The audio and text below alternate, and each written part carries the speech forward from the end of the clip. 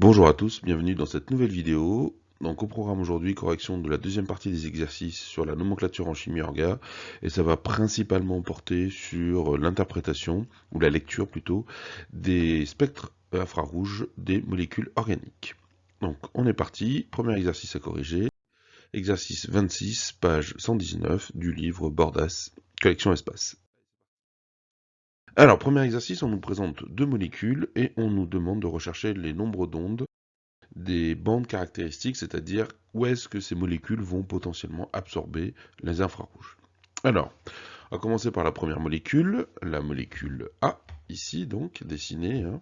Donc, on va identifier les liaisons dont on a des informations sur leur absorption. Alors, on a ici une triple liaison entre le carbone et l'azote. Et cette liaison, on va la retrouver dans le tableau ici, et on nous indique des fréquences, enfin des nombres d'ondes d'absorption entre 2200 et 2260 par centimètre. Ok. Ensuite, on a trois liaisons CH ici, CH, CH, CH. Et donc là, pareil, on va chercher ici. On a deux modes de déformation qui sont précisés, élongation et déformation. Donc en fait, rappelez-vous, quand la molécule se modifie dans l'espace, les liaisons entre les C et les H bougent. Il y a différentes manières de bouger, et en fonction de comment elles bougent, ça ne fait pas la même énergie, pas la même absorption. Donc là, on aura donc trois liaisons qui vont absorber dans ces eaux-là. Voilà, donc ça c'est tout ce qu'on a. Il y a pas de fréquence associée au CC. Ils absorbent aussi, mais là on ne vous les a pas précisés, on ne les utilisera pas. Alors, deuxième molécule, la molécule B. Donc cette fois-ci, on va essayer d'identifier un petit peu les différentes liaisons qui vont absorber. Donc là, on a trois liaisons ici, trois liaisons CC. Donc ça va nous donner une absorption à 1650 par centimètre. On a ensuite une liaison OH ici, qui est rappelée là dans le tableau, donc ça va nous donner une absorption à 3200-3700 par centimètre. Et enfin, on a cette liaison, 1, 2, 3, 4, 5, 6, 7, 7 liaisons CH, qui vont nous donner toutes ces absorptions ici, correspondant à la liaison entre le carbone et l'hydrogène. Voilà, donc on a recensé toutes les absorptions possibles pour ces molécules. Maintenant, on va passer à l'analyse des spectres. Alors, le premier spectre qu'on nous propose ici, donc la transmission, c'est-à-dire la quantité d'énergie qui est laissée passer par le liquide en fonction de le nombre d'ondes, c'est-à-dire la fréquence ou la longueur d'onde d'excitation. Donc ici on voit une absorption autour de 3000 par centimètre, une absorption autour de 2300 environ, et une absorption autour de 1500. Alors attention, l'abscisse est dans l'ordre décroissante ici. On est à 4000 et on va jusqu'à 1000. Vous ne faites pas avoir quand vous cherchez une mesure entre les deux, c'est à l'envers par rapport à d'habitude. Bien, alors ça c'est le spectre A, on va passer au spectre B maintenant. Le spectre B ici présent, donc là on observe qu'il est un peu plus chargé, il y a un gros pic d'absorption ici qui part de 2800 environ et qui arrive jusqu'à 3400. Alors en général, plus un spectre est large, plus un pic d'absorption est large et profond, plus ça veut dire que potentiellement il y a beaucoup de petites liaisons individuelles qui absorbent. Ensuite, on observe entre 1400 et 1500 ici de l'absorption, un pic à 1200 environ et un pic autour de 1000. Alors évidemment, tous ces pics-là n'ont pas forcément une explication simple. On ne va pas pouvoir tous les utiliser pour identifier qui est qui. On va voir que quelques-uns suffisent. Donc, on a représenté à droite les deux spectres A et B, avec les longueurs d'onde, les nombres d'ondes des différentes pics d'absorption qu'on avait identifiés. Et à gauche, on va replacer les pics d'absorption qu'on avait identifiés par rapport aux molécules. Voilà. Et maintenant, la question, c'est qui est qui? Alors ici, on a un pic d'absorption aux alentours de 2200-2300 et un autre autour de 3000 et 1300-1400. Ça ressemble beaucoup à celui-ci. Donc, il semblerait assez cohérent de dire que cette molécule a ce spectre d'absorption. Ici, on s'attend à avoir un pic d'absorption autour de 1650. On en a un pas très loin. qui est donc celui-ci. On s'attend à avoir, et d'ailleurs ici on a peut-être un pic qui correspondrait à ce pic à 1650. Ensuite on a plein de liaisons qui absorbent autour de 2850-3000 par centimètre. Ça semblerait être assez cohérent d'être là, avec un écho ici qui peut être cette zone-là.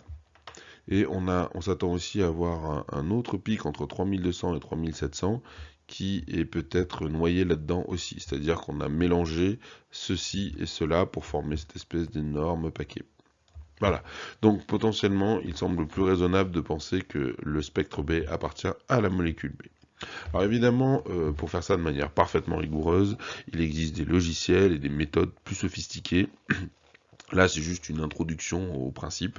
L'idée, c'est d'essayer d'identifier les fonctions caractéristiques, leurs fréquences spécifiques d'absorption, et d'essayer de les retrouver dans les spectres pour savoir si oui ou non on a bien affaire à cette molécule ou une autre. On va passer à l'exercice suivant. Alors l'exercice 28, page 120, donc on nous présente un modèle de molécule qui est représenté sur la diapositive, et on va essayer de lire ce modèle pour avoir toutes les informations. Alors on va commencer par la formule brute. Donc là, il suffit de compter combien il y a de molécules combien il y a d'atomes dans la molécule. Donc, on a une formule brute où il y a C3H6O. En effet, on observe 3 carbones, 6 hydrogènes et 1 oxygène. Le code couleur est assez universel et souvent le même. Ensuite, on va regarder la formule semi-développée. Donc la formule semi-développée, c'est qu'on va spécifier toutes les liaisons, sauf les liaisons CH qu'on va écrire en abrégé. Donc là, on a CH3, puisqu'on a un carbone qui porte 3 hydrogènes, donc on va l'écrire comme ça en semi-développé. Ce carbone est relié à un autre carbone, donc représenté ici par un trait simple, puisque c'est une liaison simple. Ce carbone central est relié à un oxygène par une double liaison, donc on a 2 traits pour représenter la double liaison entre le carbone et l'oxygène.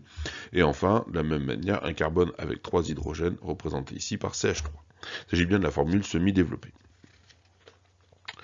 Ensuite, on va essayer d'identifier le groupe caractéristique. Alors sur une molécule comme ça, le groupe caractéristique, on va l'entourer tout simplement, c'est celui-ci, c'est double liaison O.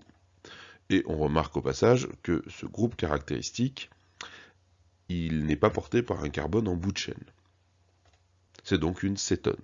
Une cétone, c'est un carbone relié à un oxygène par une double liaison, carbone qui n'est ni en début ni en fin d'une chaîne. Et donc on va maintenant nommer la molécule, donc la procédure est relativement simple et habituelle. J'ai 3 carbones dans ma chaîne carbonée, donc j'ai un prop quelque chose.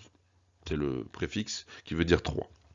J'ai une fonction cétone, donc c'est un on, ça c'est la fin du mot, ça sera un on, suffixe.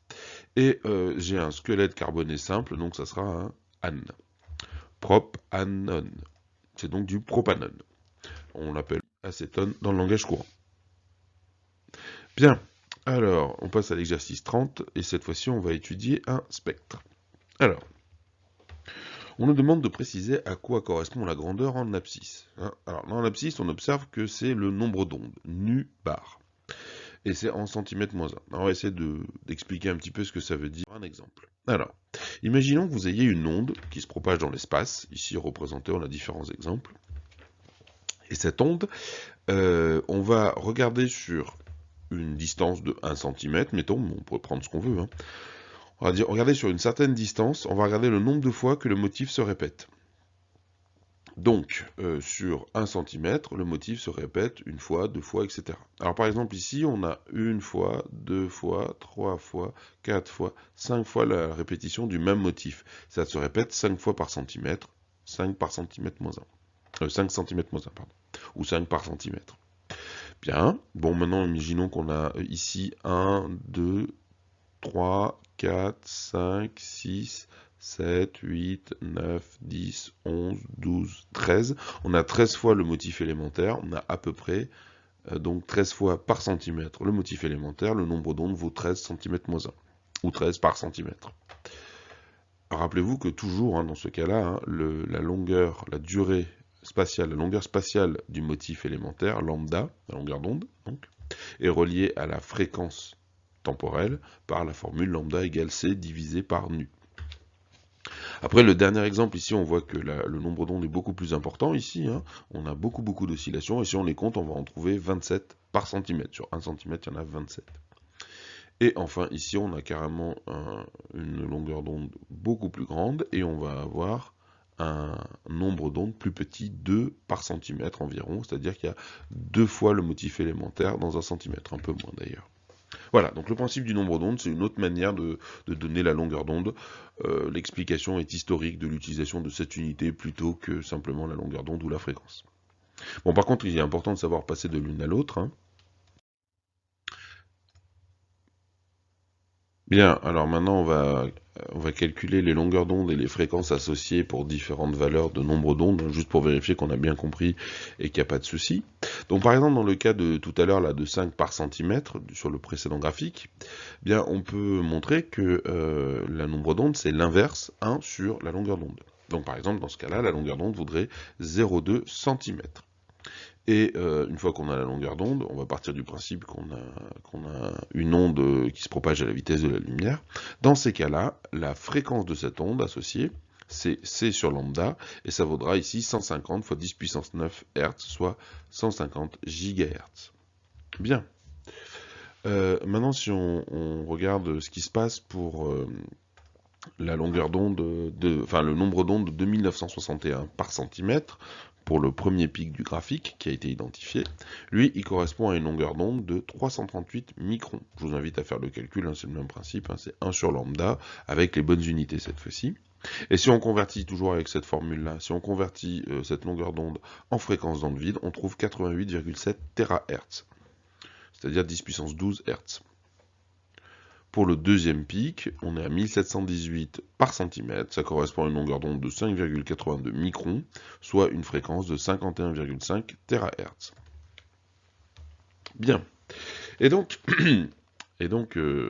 on peut vérifier aussi qu'elles appartiennent bien au domaine des infrarouges. Alors les infrarouges sont définis environ, hein, parce que ça reste complètement arbitraire, pour aller de 700 nanomètres, c'est-à-dire le rouge profond, hein, la fin du domaine visible, jusqu'à 1 mm comme longueur d'onde. Et effectivement, ces deux longueurs d'onde ici correspondent bien à des longueurs d'onde d'infrarouge. Par contre, la première ici, c'est trop grand, hein, ça fait 2 mm, c'est donc plus des infrarouges, c'est des micro-ondes. Voilà.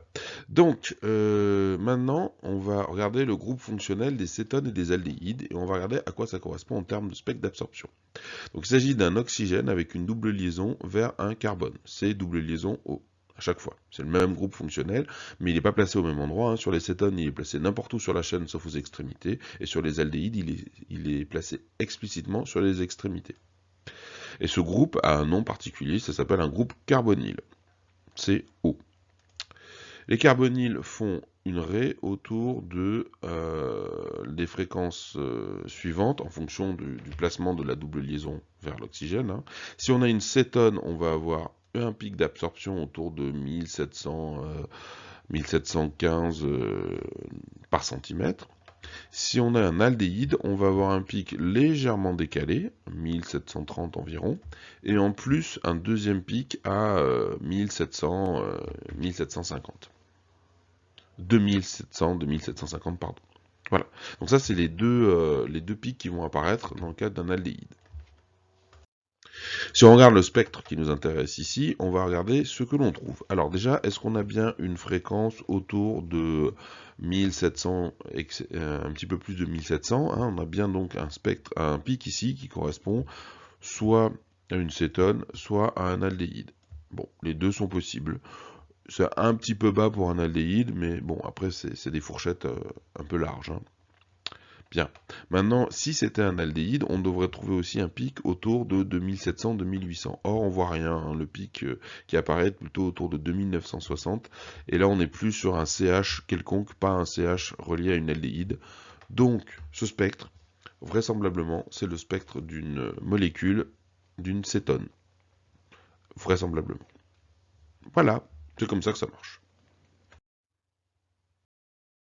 Eh bien, prenez soin de vous, restez chez vous, bon courage pour la suite. N'hésitez pas à poser des questions dans les commentaires s'il y a des choses qui sont pas claires, si vous voulez des précisions.